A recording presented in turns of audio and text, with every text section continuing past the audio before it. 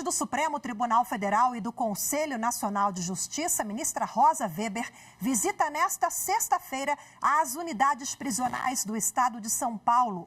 A agenda faz parte da nova edição do mutirão carcerário do CNJ, que ocorre simultaneamente nos tribunais de todo o país até agosto. Detalhes com a repórter Carolina Chaves. Este já é o último dia de visitas a unidades prisionais do país. Durante a semana, a ministra esteve nos estados do Mato Grosso, Rio Grande do Norte, Bahia, Minas Gerais e hoje está em São Paulo para lançar o novo mutirão processual penal do Conselho Nacional de Justiça. Pela manhã, a ministra esteve em uma unidade prisional paulista e no centro de detenção provisória, as duas no município de Guarulhos. Na parte da tarde, a ministra deve se encontrar com o governador do estado, Tarcísio de Freitas, no Palácio dos Bandeirantes. A presidente do STF participa de alguns eventos na sede do governo paulista, como o lançamento da solenidade de celebração da conclusão da Ação Nacional da Biometria, com a adesão do Tribunal de Justiça Paulista, Tribunal Regional Federal e do governo de São Paulo ao projeto. O mutirão carcerário foi criado em 2008 pelo CNJ para garantir e promover os direitos fundamentais na área prisional e tentar minimizar o problema da superlotação. Em setembro, o CNJ vai apresentar os resultados do mutirão.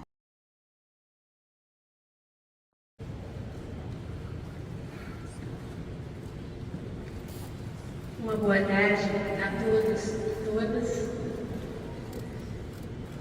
Cumprimento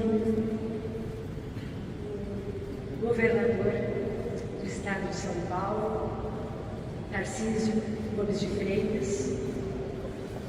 Saúdo também meu querido colega do Supremo Tribunal Federal, o ministro Alexandre de Moraes. Cumprimento o desembargador Ricardo Anaf, presidente do Tribunal de Justiça de São Paulo, e saúdo ainda a desembargadora Marisa Santos, presidente do Tribunal Regional Federal da Terceira Região. E peço licença para, na pessoa de suas excelências, cumprimentar a todas as demais autoridades presentes e todos e todas que aqui estão, nos honrando com sua presença no momento tão importante. Chegamos a São Paulo com uma sensação semelhante, me permitam, e eu digo isso inspirado em um paulista, a dos desbravadores bandeirantes. Vou explicar-lhes a razão. Encerramos nesta capital, nesta pujante capital, nesta belíssima capital, que eu, que sou da era analógica, digo a locomotiva do Brasil, eu queria dizer hoje de um avião supersônico, mas eu ainda me refiro à locomotiva do Brasil. Encerramos aqui, dizia, uma semana de intensas atividades que marcam a retomada dos mutirões carcerários nacionais. Esses mutirões, realizados periodicamente até meados de 2014, e que tiveram início por iniciativa do ministro Gilmar Mendes em 2008, quando Sua Excelência presidiu o Supremo Tribunal Federal e o Conselho Nacional de Justiça, enfrentaram esses mutirões de 2008 a 2014, mais de 400 mil processos que sempre estiveram permeados por um espírito de sinergia e composição dos diferentes atores do sistema jurídico.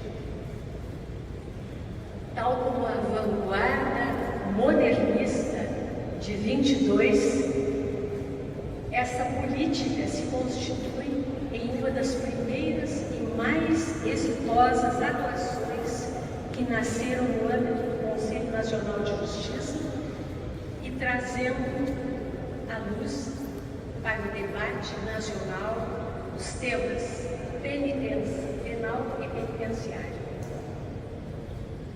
E essa analogia, ou essa referência que faço à semana de 22, que completou seu centenário no ano passado, eu a faço não só homenageando os paulistas e paulistanos, como também por ter visto o quadro do governador de Monsanto, Tarsila Amaral, e por sempre me lembrar de um dos poetas da minha preferência, que é Mário de Andrade, com seu imortal e tão expressivo para nós brasileiros, Macunaíma.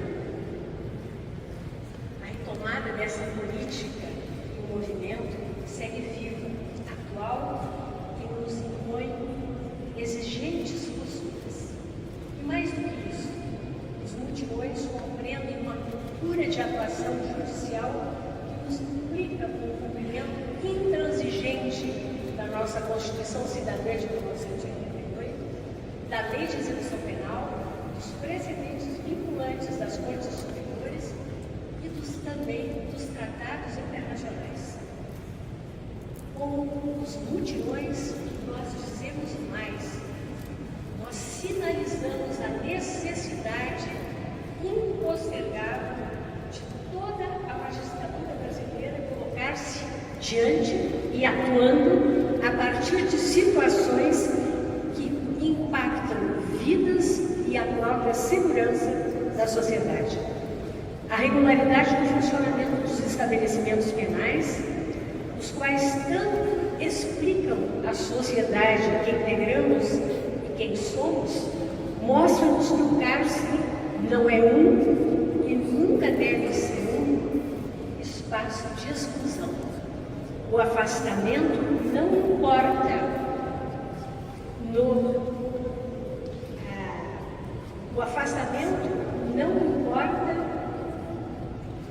o afastamento social da pessoa que comete um crime não importa no alijamento ou no cancelamento da vida dessa mesma pessoa enquanto ser humano. Devemos pensar nas prisões com sentido pragmático para realizar regras claras e mínimas que viabilizem as políticas públicas, visibilidade e, principalmente, viabilidade e concretização intramuros. O Poder Judiciário e o Poder Executivo devem concorrer alinhadamente para uma atuação que prestigie os direitos dos que cumprem penas. E também, o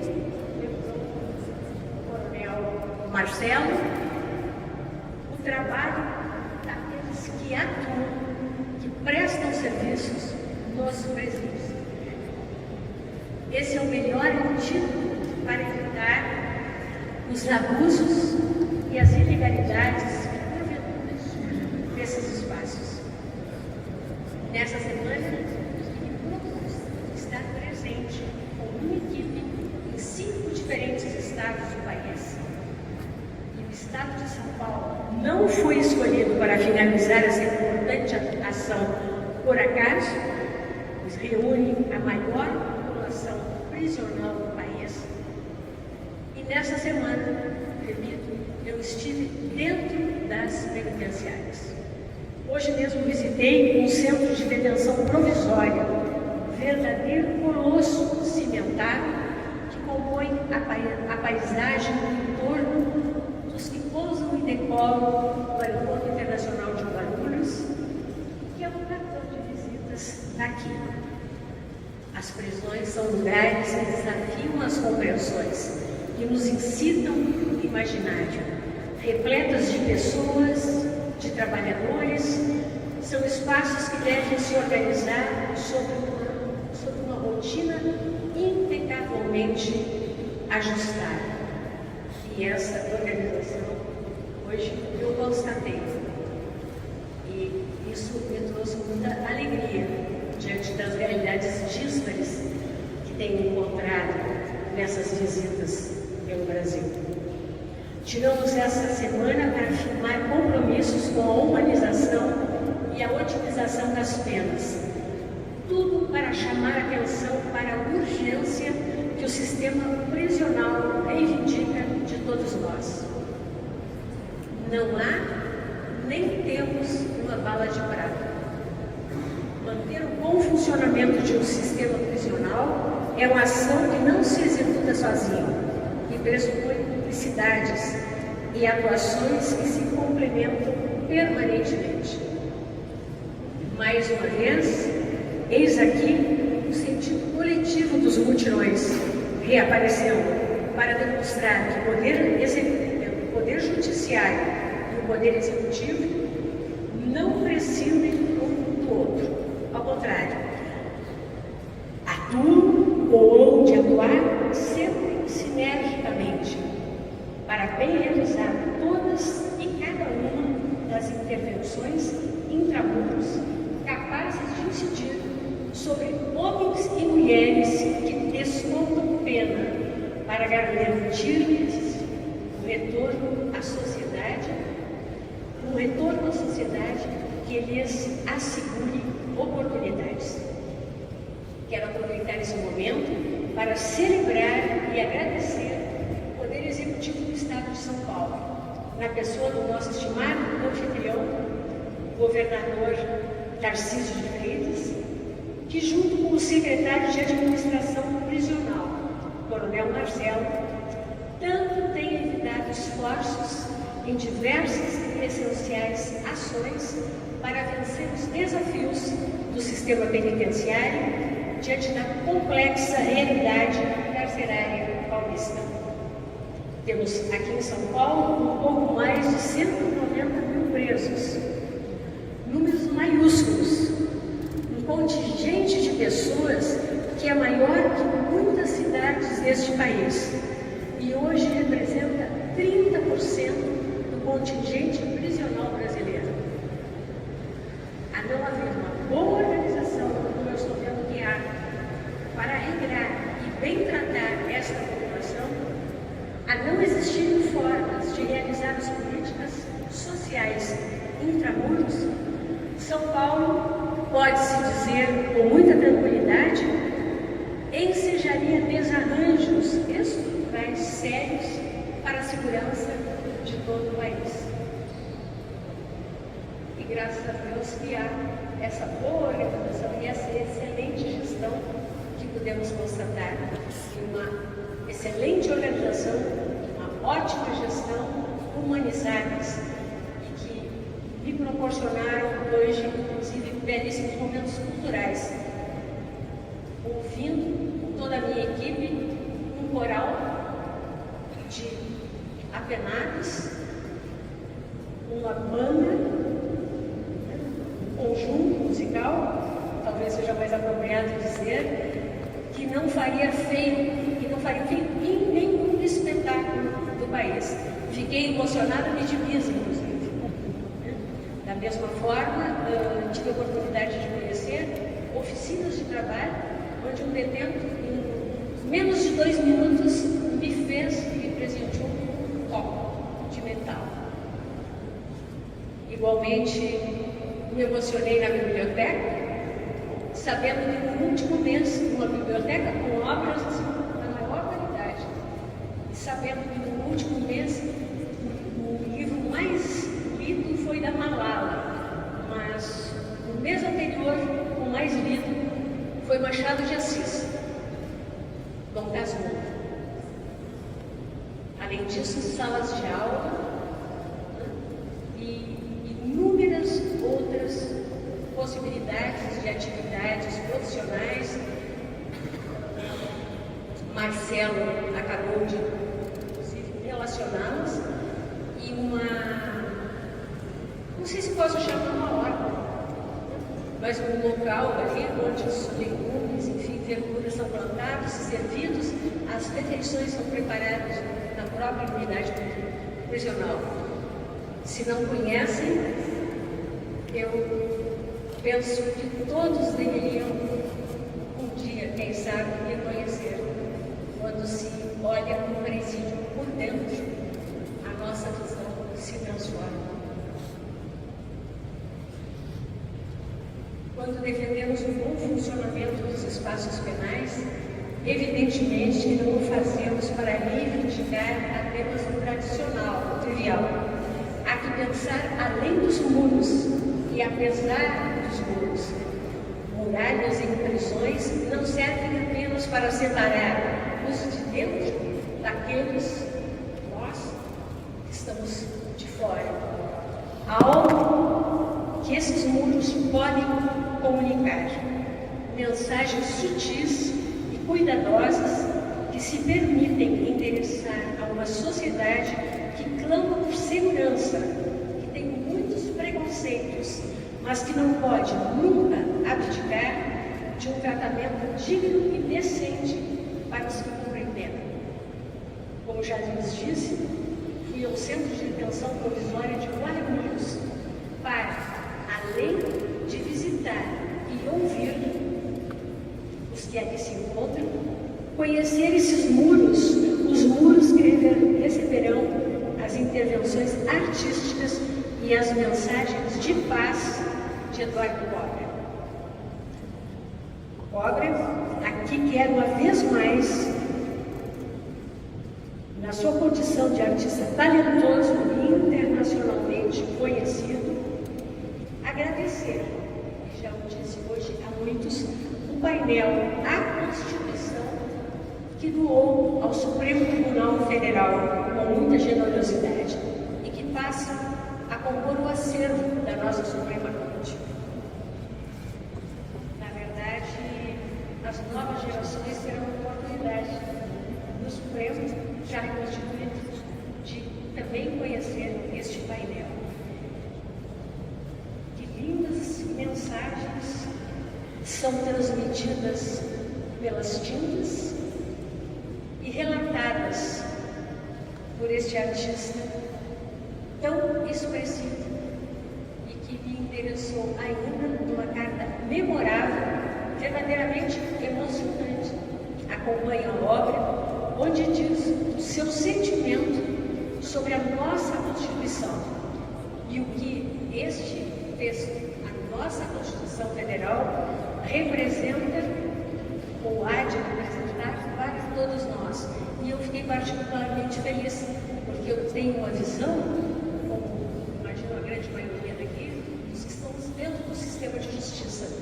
Cobra me expressou na carta o sentimento do artista, o sentimento do cidadão brasileiro diante do nosso texto constitucional. Mas retornando à ação sobre os muros do CDP de Guarulhos, em parceria com a Secretaria de Administração Penitenciária do Estado de São Paulo, estou convicta de que a arte atua sobre o imaginário das pessoas e, nessa condição, implica cidadania e reforça a dignidade daqueles que vivem sob custódia prisional e de suas famílias.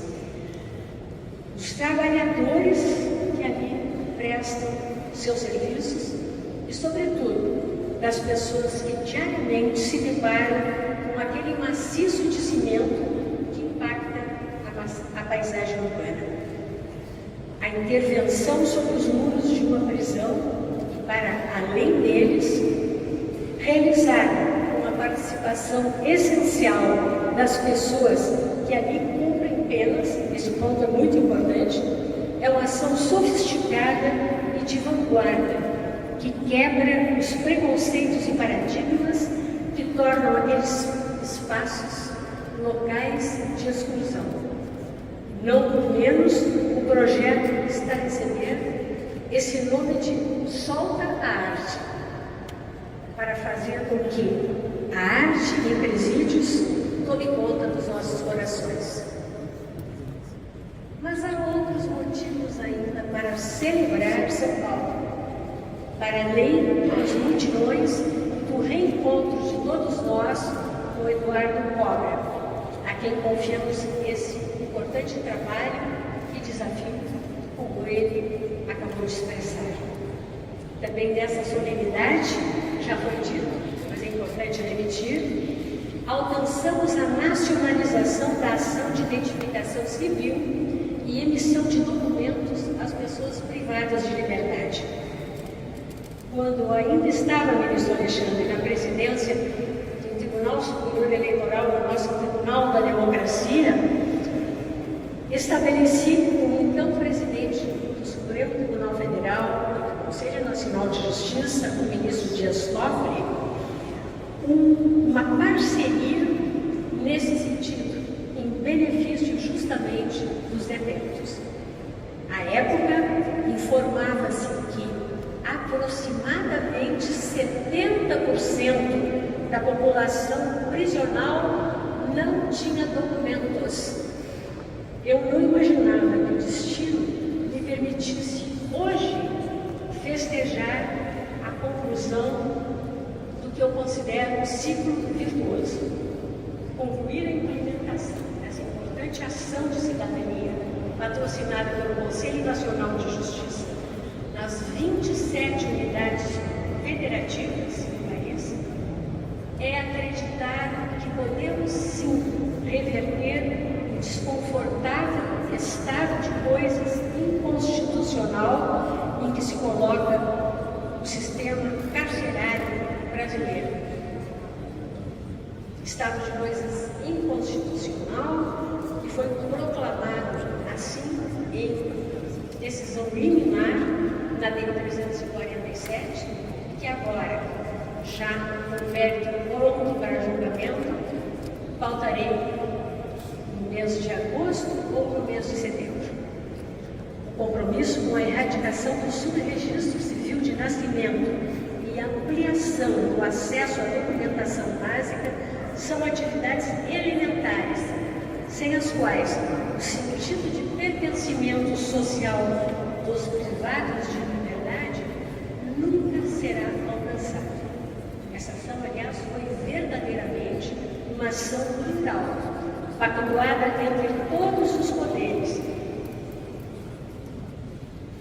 e em todas as esferas.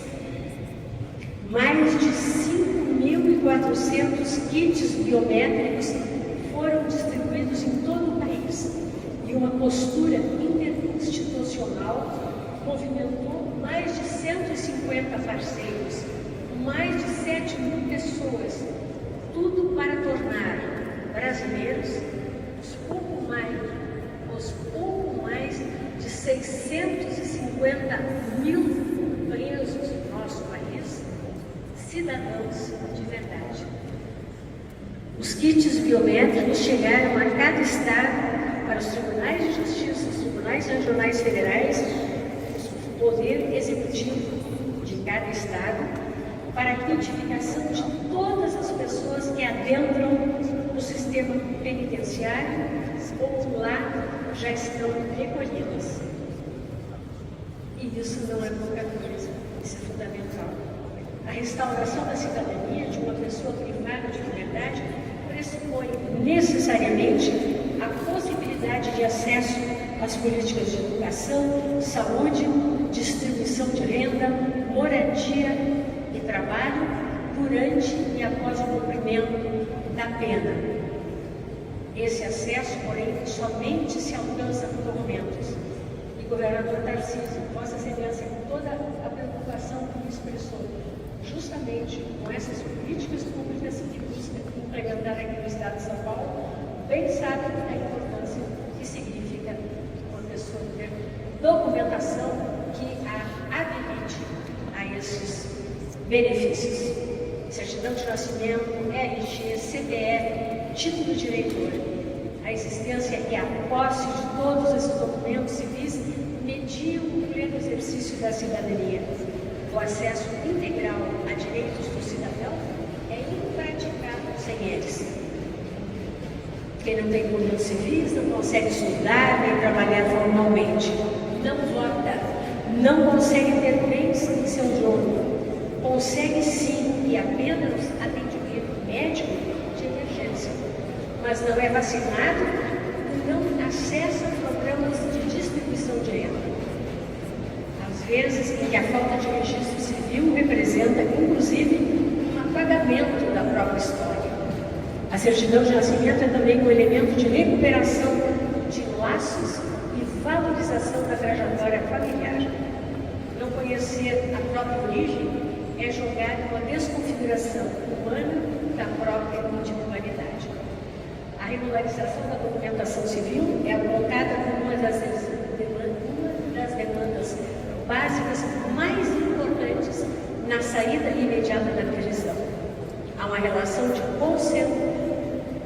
consequencialidade entre a documentação, a falta de documentação e o desemprego,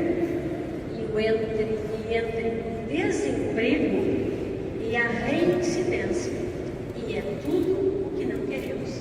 Não queremos que os presos, os apenados, os condenados voltem à prisão depois do cumprimento das primeiras penas. Não queremos o fortalecimento das facções, não queremos alimentar violência, miséria e, repito e enfatizo a exaustão, não queremos em absoluto fomentar a violência em detrimento da sociedade. É a sociedade, somos nós que perdemos. Temos que mudar a nossa visão com relação às penitenciárias e aos detentos e àqueles que, um erro, às vezes terrível, estão privados de liberdade. Mas, pagando a conta, eles têm direito, sim, ao retorno e à ressocialização é imprescindível. Além disso, a identificação civil correta e adequada de quem está sob custódia estadual visa a suprir inaceitável lacuna na gestão de dados prisionais que até hoje se apresenta entre nós mediante informações imprecisas, impedindo uma eficiente execução de políticas públicas. A autenticar e confiável identificação pessoal e documentação da população privada de liberdade também permite uma correta individualização da pena, evitando não só o subregistro, mas também a duplicidade de identidades e as fraudes na execução penal. Os tribunais de justiça e os tribunais regionais federais, representados aqui pelo Tribunal de Justiça de São Paulo, na pessoa do desembargador Ricardo Aráfia, e pelo Tribunal Regional Federal da Terceira Região, na pessoa da desembargadora Marisa dos Santos, tenho certeza disso, vão se empenhando para que ninguém entre no sistema penitenciário sem estar identificado. O Poder Executivo, mediante a Secretaria de Administração Penitenciária, sob a batuta do secretário Marcelo, também começou a realizar a identificação civil de todos que já se encontram recolhidos no cárcere e a movimentar o fluxo de emissão desses documentos. A Associação Nacional de Registradores de Pessoas Naturais, os institutos de identificação, a Receita Federal, os tribunais regionais eleitorais e outros parceiros, atuando diretamente na ponta, estão emitindo confiavelmente os diversos documentos civis que fazem parte do que chamamos de combo de identificação, que este projeto busca realizar. Nós, agentes públicos, temos o compromisso de zelar pela efetividade dessas realizações. Todos sabemos que dificuldades para o acesso ao mundo do trabalho e à moradia, o estigma dos antecedentes penais, as dificuldades cognitivas e também emocionais, a vinculação e a dependência com relação ao mundo do crime são apenas algumas das múltiplas dificuldades enfrentadas por aqueles que tiveram contato com o cárcere.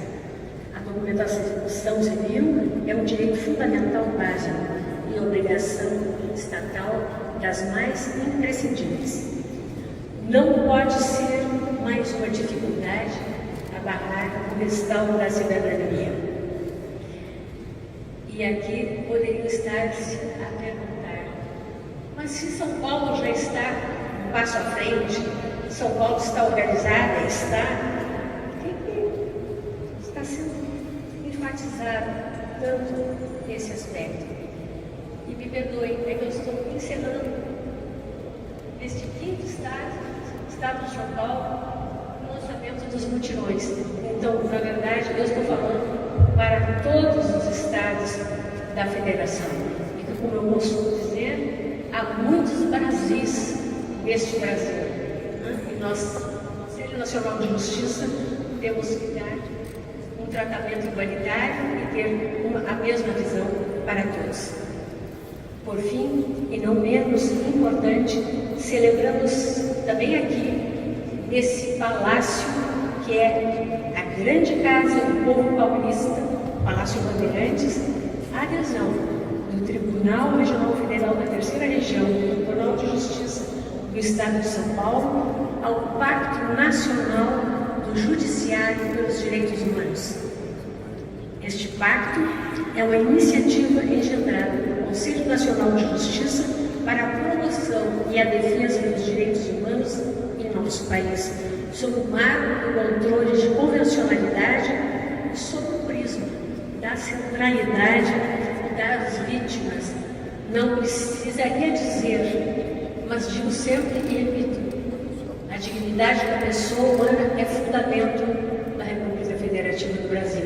Basta a leitura do artigo 1º, na sua alínea C da nossa Constituição Cidadã. Direitos humanos são pilares essenciais de qualquer sociedade democrática. Direitos humanos garantem a igualdade de todos perante a lei e o acesso à justiça para todos e todas, sem exceção. São institutos jurídicos que visam a mitigação do sofrimento e a promoção da dignidade da pessoa humana. Ana Arendt já dizia: os direitos humanos não são dados, mas são construídos, uma invenção humana em constante processo de construção e reconstrução.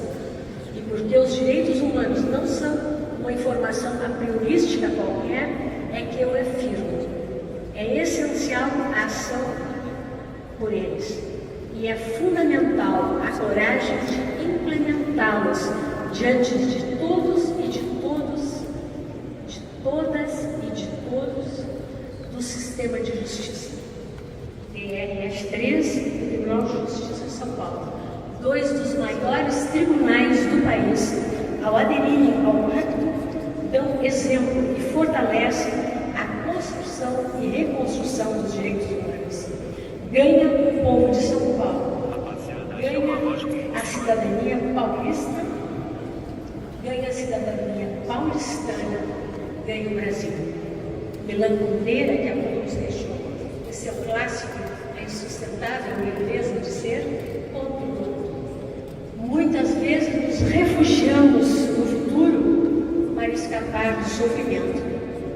Hoje não estamos a fugir nem a nos refugiar no futuro, mas conhecemos o sofrimento e sabemos que não podemos retroceder, que não devemos tolerar o retrocesso.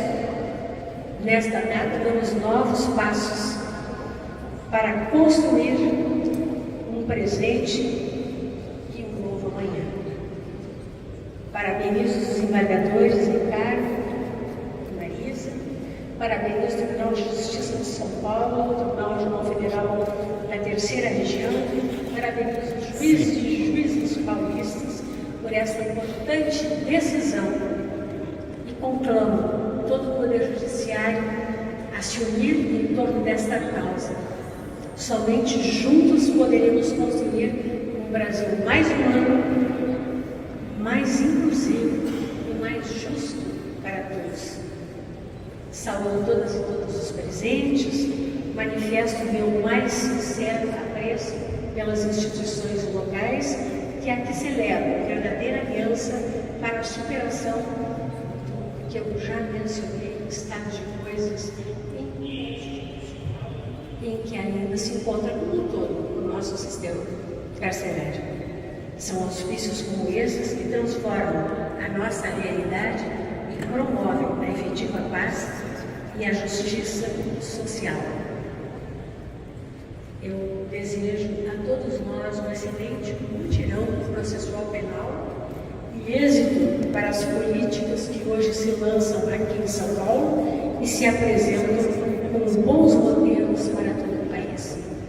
E encerrando, manifesto o meu mais profundo agradecimento pela honra que hoje me foi concedida pelas mãos do estimado governador Tarcísio de Freitas, na concessão da Ordem do Ipiranga, momento que eu nunca sonhei receber e que hoje, tendo-a recebida, guardarei no peito uma indizível alegria.